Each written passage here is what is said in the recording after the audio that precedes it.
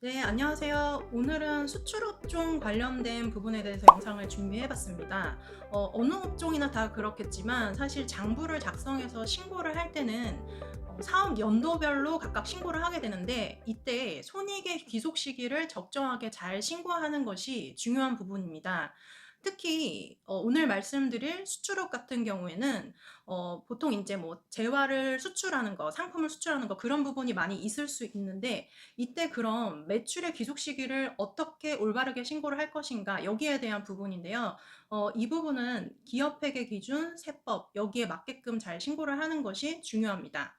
예를 들어서 재화를 수출할 때 뭐 계약 조건이 여러 가지가 있겠지만 세법에서 얘기하는 거는 이제 상품을 인도한 날이 귀속 시기가 됩니다. 근데 이 인도한 날을 판단함에 있어서 계약 조건에 따라 달라지게 되는데 좀 흔한 일반적인 계약 조건인 FOB라고 한다 그러면 FOB는 이제 선적지 인도 조건인데요.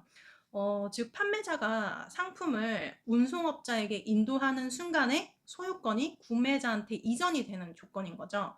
그러면 이 경우에는 선적일이 매출의 귀속 시기가 되는 겁니다. 그래서 이 선적일에 맞춰서 매출을 신고하는 것이 중요하다는 거죠.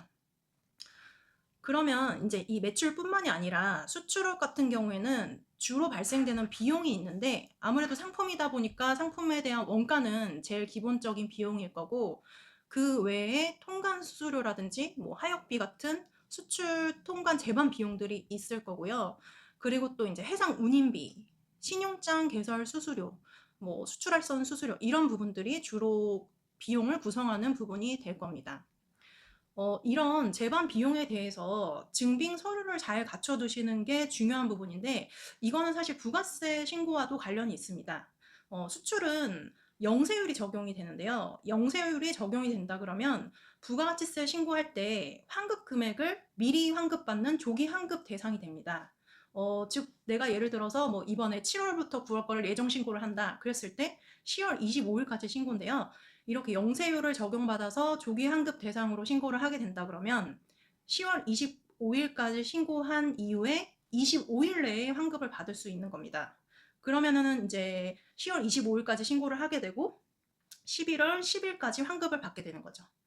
15일까지, 15일 이내입니다. 아까 제가 말씀을 잘못 드렸네요. 그래서 25일까지 신고를 하고 그 신고 기한부터 15일 내에 조기 환급을 받으시게 되는 겁니다.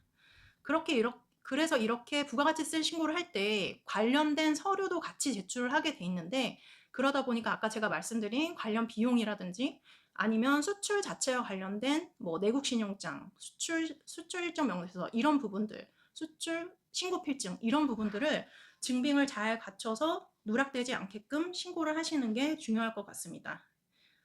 그리고 또 영세율 관련돼서 이렇게 부가가치세 신고를 하게 됐을 때 신고를 적게 하게 된다 그러면 누락한 부분이 있다고 하면 또 0.5%의 가산세 대상이 되기도 합니다. 그래서 이 부분이 누락되지 않게끔 잘 신고를 하시는 게 중요할 것 같습니다. 네, 오늘 수출업 관련된 영상은 이상으로 마치겠습니다. 감사합니다.